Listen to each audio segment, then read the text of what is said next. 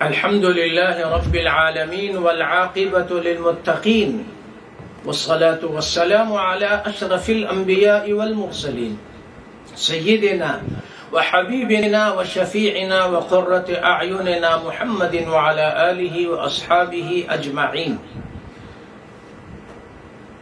یہ غیبت سے متعلق ہم بعض اہم باتیں پڑھنا چاہتے ہیں، اس لیے کہ غیبت اتنی عام ہو گئی ہے کہ شاید ہی کوئی مجلس مسلمانوں کی اس سے خالی ہو۔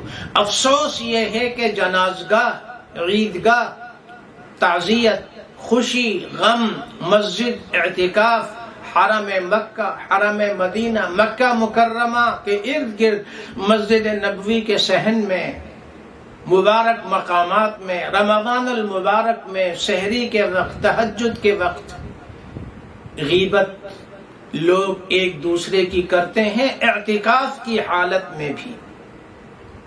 جبکہ قرآن کریم میں اللہ سبحانہ و تعالی نے سورہ حجرات میں فرمایا اَيُحِبُّ أَحَدُكُمْ أَن يَأْكُلَ لَحْمَ أَخِيهِ مَيْتًا فَكَرِهْتُمُوهُ، کیا تم پسند کرتے ہو کہ تمہارے قریب تمہارے بھائی کی لاش پڑی ہوئی ہو، تم اپنے بھائی کے مردہ جسم سے گوشت نوچ نوچ کر کھاؤ؟ یہ ہے غیبت، اور غیبت حرام ہے، شدید درجے کا گناہ ہے، اور غیبت اتنا بڑا گناہ ہے۔ رسول اللہ صلی اللہ علیہ وسلم نے فرمایا، انس ابن مالک اور براء ابن عازب اور ابن عباس اور ابو ہریرہ اور بہت سارے صحابہ نے مختلف احادیث کو روایت کیا، جن میں ذرا غور سے سنیے، غیبت آج ہماری عورتوں کی مجلس ہو، مردوں کی مجلس ہو، مدرسے میں بیٹھے ہوں، مسجد میں بیٹھے ہوں، قرآن پڑھ رہے ہیں، حدیث پڑھ رہے ہیں، ذکر ہو رہا ہے، مگر غیبت جاری ہے، اور غیبت کی بھی عجیب عجیب قسمیں ہیں۔ ارب الربا، آپ علیہ الصلاۃ والسلام نے فرمایا الربا 72 بابا، سود کے 72 درجے ہیں، اور بعض روایات میں ہے بدعا و 70، 70 سے زیادہ درجے ہیں۔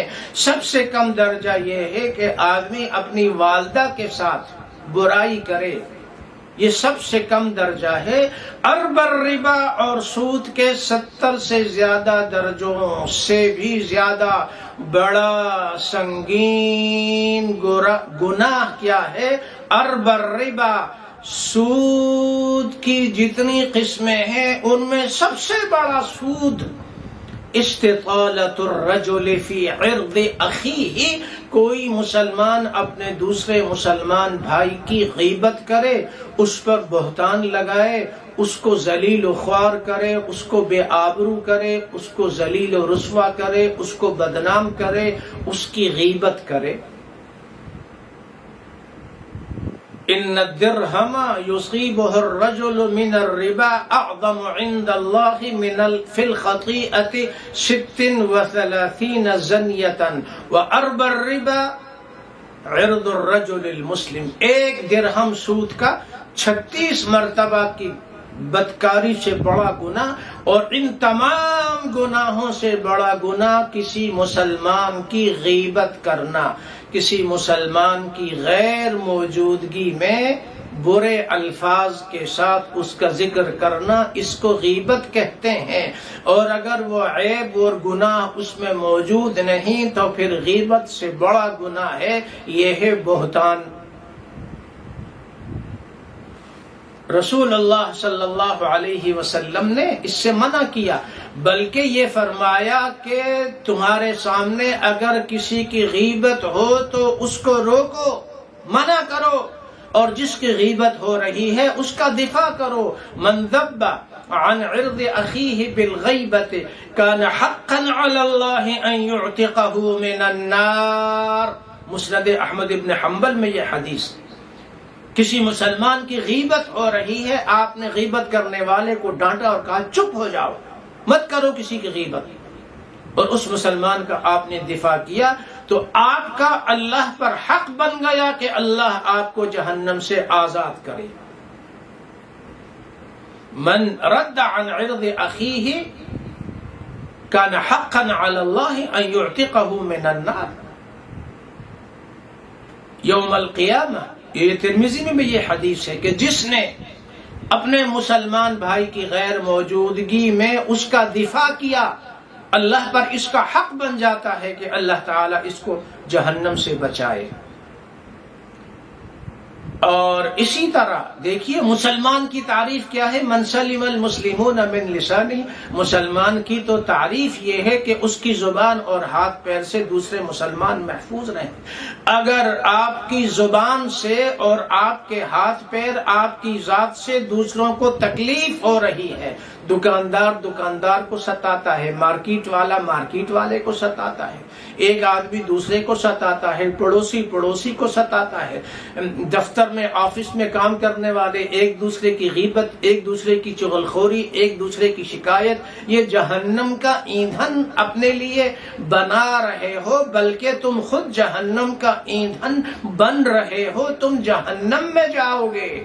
کسی کی غیبت نہ کرو، ہر ایک کے بارے میں دل میں اچھا گمان رکھو اور زبان سے اچھی بات کرو۔ غیبت ایک تو وہ غیبت ہے، ایک وہ غیبت ہے کہ جو ہمارے ہاں دینداروں میں، علماء میں، دینی مجلسوں میں، مریدوں کے سامنے، شاگردوں کے سامنے، نمازیوں کے سامنے، دوسروں کے سامنے جب کسی کا ذکر ہو تو ان کو پتا ہے کہ اگر میں غیبت کروں گا، برے الفاظ سے یاد کروں گا، تو بیٹھے ہوئے لوگ کہیں گے کہ یہ حضرت صاحب، مولوی صاحب اور فلاں صاحب تو غیبت کر رہے ہیں، تو پھر یہ ایک بڑی حساس، نازک، باریک چال چلتے ہیں، ابلیسی چال۔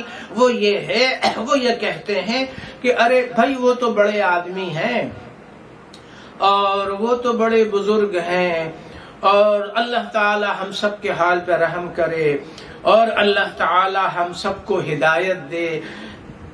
اور یعنی اس قسم کی لوگ یہ سمجھتے ہیں کہ ہمارے حضرت صاحب تو بڑی اچھی باتیں کر رہے ہیں۔ علامہ اقبال تو چونکہ بڑے سمجھدار تھے نا، وہ بہت پہلے بتا گئے دینداروں کی محراب و ممبر اور مسجد والوں کی باریک چالیں، تو علامہ نے کیا خوب فرمایا، لرز جاتا ہے آواز اذاں سے، لرز جاتا ہے آواز اذاں سے، بڑی باریک ہیں واعظ کی چالیں، بڑی باریک ہیں واعظ کی۔ امام النووی رحمت اللہ علیہ نے کیا خوب لکھا الاذکار میں، اور امام المناوی نے فیض القدیر میں لکھا کہ غیبت یہ ہے کہ کسی انسان کا ذکر اس کی غیر موجودگی میں، ذرا غور سے سنیے، کسی شخص کا ذکر اس کی غیر موجودگی میں ایسے انداز سے کرنا جسے وہ شخص پسند نہ کرتا ہو۔ یہ الفاظ میں بیان کرنا، لکھی ہوئی تحریر ہو، کوئی خاص جملہ ہو، کوئی خاص اصطلاح ہو، آنکھوں کا اشارہ ہو، سر کا اشارہ ہو، ہاتھ کا اشارہ ہو، بلکہ ضابطہ یہ ہے کہ آپ کی کوئی بھی ایسی حرکت جس سے دوسرے کسی مسلمان کے کسی عیب یا برائی کی طرف اشارہ کرنا مقصود ہو، اس کو غیبت کہتے ہیں جناب، اس کو غیبت کہتے ہیں۔ اسی طرح دوسرے کسی انسان کی برائی کے بارے میں ایسی چال چلنا، ایسے جملے کہنا، لکھنا، بیان کرنا، یا اپنی کتاب میں کسی دوسرے مصنف یا مؤلف یا کسی شخص کے بارے میں ایسی ویسی تحریریں لکھنا، یہ بھی حرام اور غیبت ہے۔ فلاں نے تو یوں کہا تھا اور فلاں نے تو یوں کہا تھا۔ اللہ ہماری اصلاح فرمائے، اللہ ہمیں ہدایت دے، اللہ ہماری توبہ قبول۔ یہ سارے جملے اس لیے بیان کیے جاتے ہیں، دل کی بھڑاس، وہ جو خوب سے باطن ہے، خوب سے باطن یہ نکال رہا ہے اچھی باتیں کر کے۔ در حقیقت یہ خبیث شخص خباثت کو اچھے الفاظ پہنا کر اپنے مخالف کی غیبت ان الفاظ سے کر رہا ہے، اور یہ نہیں جانتا کہ یعلم خائنۃ الاعین وما تخفی الصدور۔ تم جو حرکتیں کر رہے ہو اللہ تعالی سے تو آنکھوں کی جو برائی اور آنکھوں کی جو خیانتیں ہیں وہ بھی ڈھکی چھپی نہیں ہے۔ غیبت کرنا حرام ہے، یہ حقوق العباد میں شامل ہے۔ سارے گناہ معاف ہو جاتے ہیں، حقوق العباد معاف نہیں ہوتا۔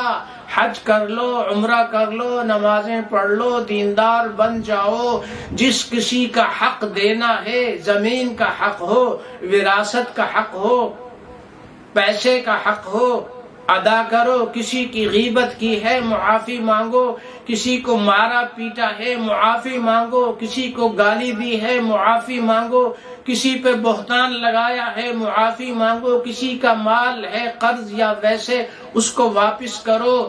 حقوق العباد تو شہید ہونے والے کے سارے گناہ معاف اور سیدھا جنت میں داخل، مگر اس پر بھی اگر حقوق العباد ہیں تو اس کو بھی سزا ملے گی۔ معافی شہید کے لیے بھی نہیں ہے، حقوق العباد۔